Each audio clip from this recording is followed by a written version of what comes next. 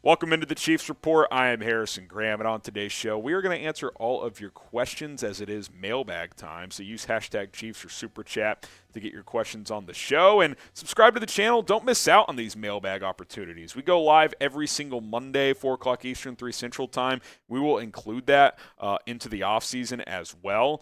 So join us for that, and that is when we answer all your questions. So subscribe to the channel for that and for more daily content here on the Chiefs Report.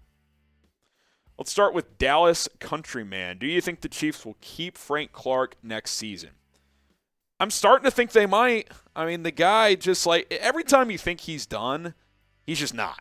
It truly is unbelievable. I mean, the Super Bowl run in 2019, he was unstoppable. This year, he's been great. A sack in each game and multiple other pressures. He talks the talk, but he walks it too, man. I mean, you got to give it to him. The guy backs up the talk. He's one of the greatest shit talkers I've ever seen. But I think there's a growing chance, Dallas. I mean, both sides will have to probably agree to a restructuring again, but they were able to do it last offseason, so I am fascinated to see if the two parties can make that work this offseason. But I'm starting to think that he could be back. From Jay, and then we'll get to that super chat. What is the ceiling for George Karlaftis? It's hard to say. I mean, the guy had 6.5 sacks as a rookie, which is really good. Had a sack in the AFC Championship game, so I don't want to put a ceiling on anyone. But I do wonder, can he be the number one pass rusher? It was actually 6 sacks, by the way, not 6.5.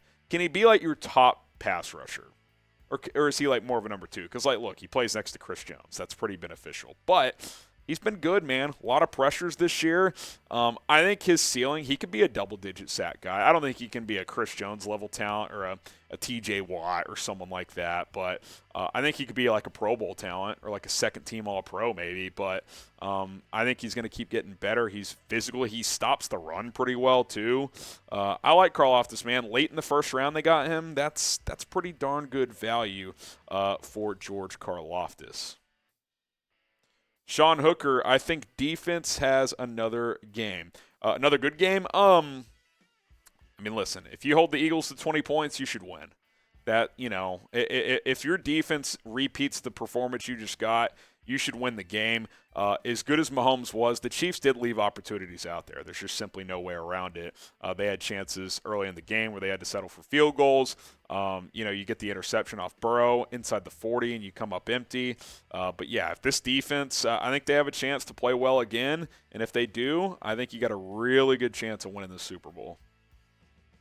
Couple super chats here. We'll start with Brother Rick. What's the story with Lucas Niang?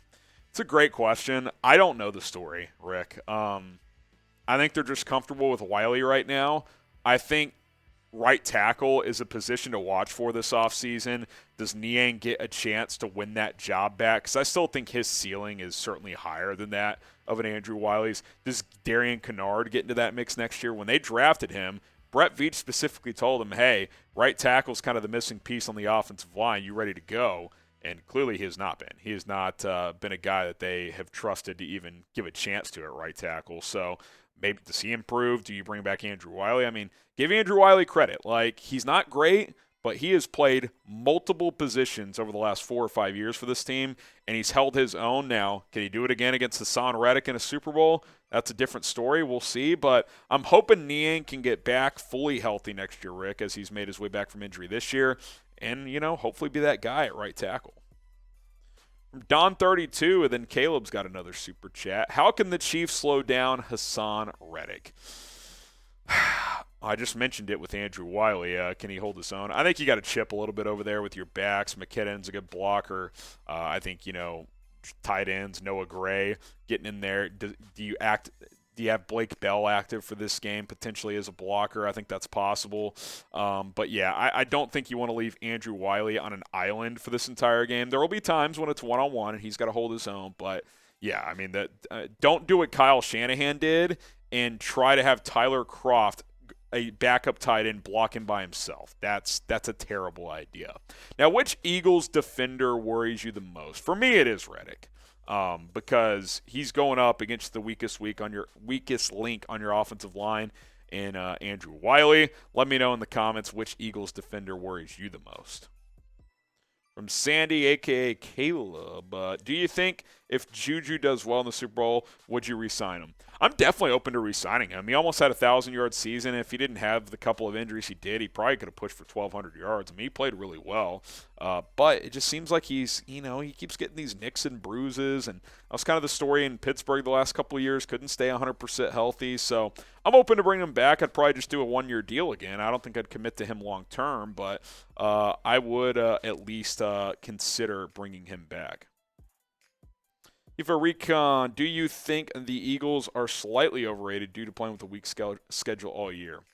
I don't want to be the guy that calls them overrated. I mean, there's this chat. One of my coworkers here in the office is calling this a Mickey Mouse NFC title because they played the Giants, who he thought was overrated all year, and then they played the Niners, who didn't have a quarterback for most of that game. But listen, they've done what they've had to do to be here. They blew out a Giants team that had been hot at the time. Who knows what would have happened if Brock Purdy didn't get hurt, but they beat the 49ers, who had won, 10 games in a row. So I think we got to give them credit. They're a damn good team. They're, you could argue, the most complete roster in the NFL. Now, Hurts ain't Mahomes. I think we know that, but I don't think we should call them overrated. I think this is a worthy Super Bowl contender, and they're one win away from a Super Bowl. So if they beat the Chiefs, are people going to call them overrated? I don't think so. Kate Chappell, do you think we will sign T. Higgins after the season? Well, he's got one more year on his deal. He's a 2024 free agent. There's chatter the Bengals could trade him because they may not be able to pay everybody. They have some big contracts coming up with Burrow and Chase. But if he's a free agent in 2 years, I would definitely be interested. Tony Fuentes, I don't want to see any sloppy plays in Super Bowl 57. Look, you're never going to play a perfect game, but yeah, the Mahomes ball slipping out, that's a fluky deal. It was cold. I'd be shocked if something like that happened indoors in Arizona, but obviously you can't afford to have those type of mistakes. Got to play clean football, but you want to play as crisp as possible, avoid penalties, and avoid turnovers. There's no doubt. Speaking of the Super Bowl, you can go bet on it with BetUS. Go to chatsports.com/ChiefsBet. Use our promo code Chiefs125 to get a 125% deposit bonus. Line has certainly been shifting in this game, but if you want to go bet on it, you can. Prop bet should be out soon, so be on the lookout for that. Super Bowl props, there's nothing better. What Gatorade color is going to be the Gatorade shower for the winning head coach? You can bet on that. Producer Sam loves prop bets in the Super Bowl. Chatsports.com/ChiefsBet. Promo code Chiefs125 to get started. From David Dale, how do you feel about our young defense against the Eagles offense? You held Cincinnati to 20. It's a different type of offense. Like, Philadelphia is going to want to run the football. So front seven, Nick Bolton, who I didn't think had his best game against the Bengals. Willie Gay, assuming he's able to play. Those guys need to shoot the gaps at linebacker. Chris Jones in the front. Kalen Saunders. This could be a big Kalen Saunders game. Derek Nottie, good run-stopping defensive tackles. Carl Loftus. You get Carlos Dunlap in there. So I think front seven's got to play well. And, you got to stop the run first. And did a pretty good job against Joe Mixon and the Bengals. Troy Kuhn, Tony needs to hit the weight room this offseason. How does he get lower body injuries under control? He needs to get them under control. Yeah, he probably could put on 10 pounds, but you don't want him to beef up too much because his ability to make people miss and be elusive is a great strength of his. But he does tend to kind of get nicked up with these minor little injuries, which is a little troubling this early in his career. But when he's played, he's been a guy who can be a difference maker. So hopefully he can play in the Super Bowl and be that type of guy. Man, I really felt for him. He had the chance to catch that early touchdown down the left sideline. He really needed him to squeeze that one, but wasn't able to do so. Hopefully he can be a guy that's more healthy moving forward. From Daxton, did Mahomes win Super Bowl or win MVP this year? It's not official, but that's the expectation. He's one of 5 finalists. I think he had 49 out of 50 first-team All-Pro votes, which that's typically an indicator of MVP, so I'd be shocked if he didn't win it. Dallas Countryman, who is someone like you would like the Chiefs to draft this year? I mentioned some receivers earlier. The one type of player Mahomes has never really had is kind of a go-up-and-get-it receiver. Quentin Johnston can do that. A guy that you guys should keep an eye on in like the middle, second, third round, A.T. Perry out of Wake Forest. He's 6'5". He can really go get it, and he's elusive. So he's a fun player. I'd like to see what a receiver like that could do with Mahomes. A guy that, doesn't necessarily have to be open to make plays. They've really never had that jump ball guy. Dale Webb Jr., are you drinking during the Super Bowl watch party? That's the plan. I don't really drink outside of watch parties. I do occasionally, but we'll have a super chat menu. We'll get the drinks flowing, and it should be a damn good time. Predict the score of Super Bowl 57. It's the Kansas City Chiefs and the Philadelphia Eagles. If you got an early score prediction, drop them down below. I'm not ready to give an early score prediction. I want to see kind of a clearer picture of the injury situation before I give an early prediction. But if you have a score prediction, drop one down in the comments section below. Got JJ saying, I think George Karlaftis will be a beast in the future. I think the Chiefs defense all around has potential to be top 10. I do too. If these young guys continue to progress, I've been hard on Spags. He gave up 2 third and longs again against Joe Burrow, but they made a lot of good plays, man. Hands on footballs in the secondary. Front was getting after it. You got to be pretty pleased with how they've played here in the postseason. Sandy Wirtz, a.k.a. Caleb, do you think Mahomes' foot will affect his performance in the Super Bowl? I don't think it had a major impact against the Bengals. In the second half, you could tell he was starting to get bothered by it. But again, the wind chill was 4 or 5 degrees. So, now he's got an extra week off, and they're going to be playing indoors in Glendale, Arizona. It's going to be 70, 75 degrees in there. So, I don't think it'll be a big problem. It might be a minor issue. The mobility might still not be 100%. It wasn't against the Bengals, but I don't think it'll play a big role. I don't. Ked, we got chances we see Leo Chenal next season. He looks like he could have a jump like Willie given the opportunity. I think he's a guy to watch out for next year. Willie Gay will be entering the final year of his rookie deal. Nick Bolton will be entering year 3.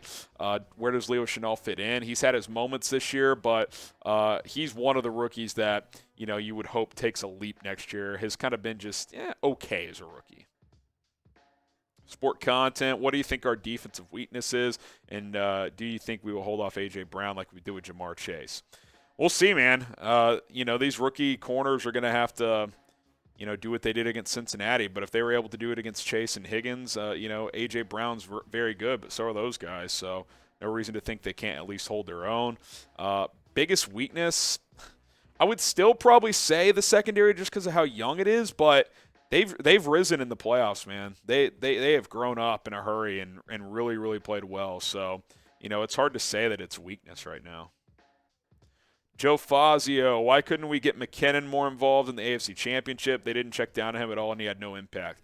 They really turned to Pacheco as a pass catcher, and he delivered. So, I'm not sitting here saying that was a mistake at all. It's been Pacheco in the playoffs. The reason he wasn't out there as much is just, they weren't running the ball much, and McKinnon's not a guy you're going to feed on the ground.